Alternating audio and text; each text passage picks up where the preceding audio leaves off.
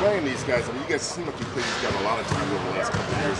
Does that feel being familiar with these guys help? Does it make a difference? I mean, yeah, it definitely helps. I mean, you know their tendencies, but they're still really good players, and they're tough to stop. So you just got to, stick with the game plan. And over 48 minutes, it should work in our favor if we just stay disciplined. When you watch games like Game 1 where Damian and CJ go for 75, what are you thinking in terms of Game 2? I mean, if they go for 75 and lose again, we'll take that result. Obviously, we don't want them to go for 75 because it kept them in the game for 40 minutes or 42 minutes. So try to make it tougher on them, but they give them credit. They hit some really incredible shots. So just continue to throw different guys and looks at them, and hopefully it's a different result. And instead of 75 points, hopefully 50 or 60. After watching film, how do you think you personally played on the defensive end in that game? Were they just hitting touchdowns? I thought I played well. And I mean, I assume that's just kind of a risk with those two. You can play well and they can still have nights like that. Yeah. Klay, you've been in that kind of zone before. Yeah. Obviously, we all know you scored 37 in a quarter. So what's it like being on the other end of that, guarding someone who's shooting lights out in the game? It's not very fun, but it's a challenge, and you don't get deflated. It's a 48-minute game, and just got to have trust in your teammates behind you and realize that it's not about outscoring somebody, it's about winning the game. So you can't get caught up within a individual battle. When they use that high screen, which they use a lot, I mean, do you think to yourself, get the ball out of Damian and CJ's hands and make somebody else beat us, or is that part of the mindset? You try and do that, but they're tough coming downhill. They're making some really tough floaters, so if you continue to try and run them off the three-point line because they're very dangerous from beyond there, and try and make them give up the ball, but they're obviously very good with the ball in their hands, so it's tough. Maybe Kevin won't even miss any time, but if he does, do you feel like you guys figured some things out in his absence before that will kind of take you through that? Definitely. We went 15-5 without him and had a tough stretch without him as well, and we learned that we got to do it collectively. No one's going to make up for what Kevin does individually. It's impossible. Is that it? Oh, no, I was going to ask. Oh, but you love my question. I was going to ask, does it change anything you do with whether there's Kevin or there isn't Kevin, or is your role and what you do exactly the same? I think I play the same way. Obviously might get a few more shots, but just play aggressively, move hard without the ball, be patient, and try and be a pest on the defensive end. So can't really change your mindset. You just got to go out there and play hard and play the same like I have been for the past 6 years. Is that it? Just one Team going through right now in the playoffs. What changes? Changes. In training, how you guys getting ready? How do you see your team?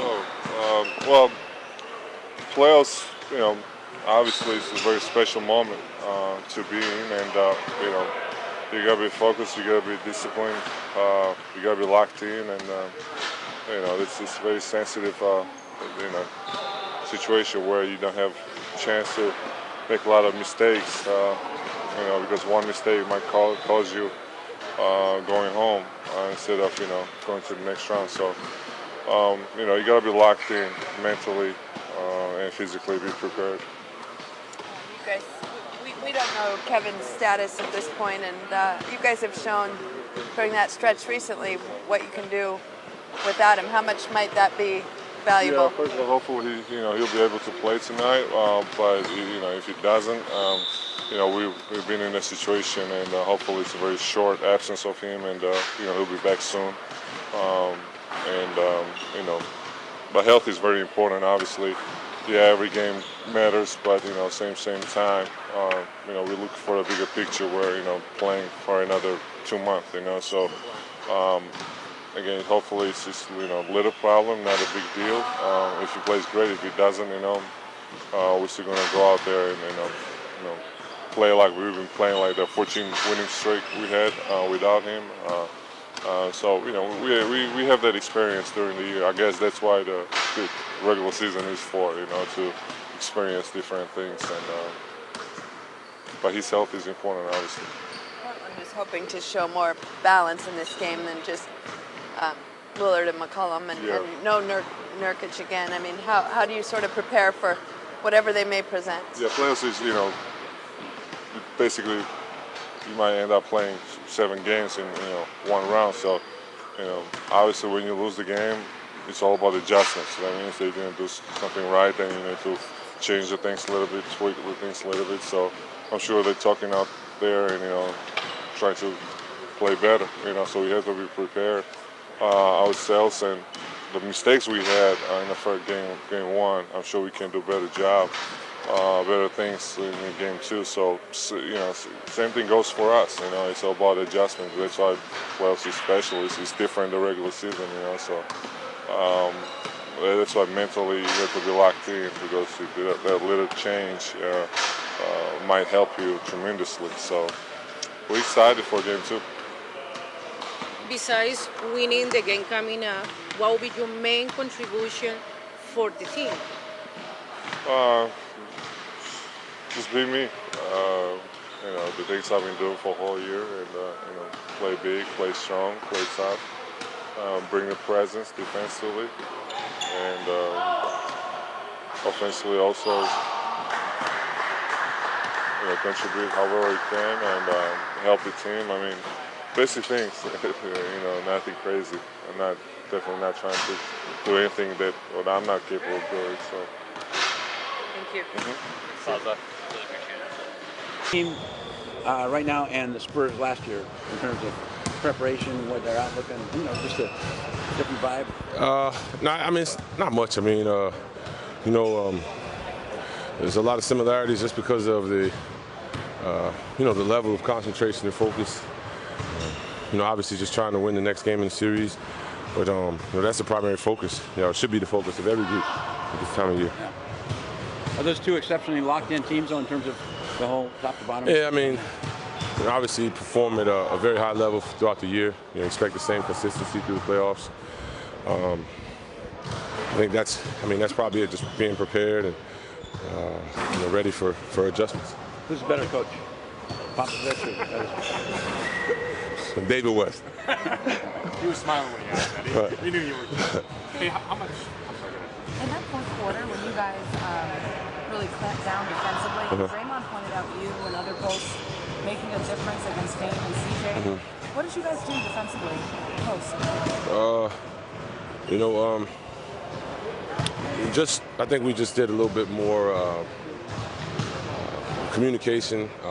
Obviously, it's a 12-minute game at that point, so we just upped the ante. I thought we got a little bit more physical, got a lot more active with our hands, and that ultimately led us to get some separation. And that's just the type of activity we've got to figure out how to inject into the game from the very beginning.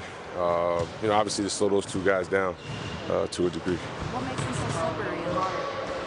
Well, they're tremendous one-on-one guys. They can beat their guy at any moment, and then obviously being able to make shots from all over the floor, but being able to get downhill, at the rim, the way that they do, makes them very difficult. And their team is designed for them to score and go get it. So they've got to continue to be our focus.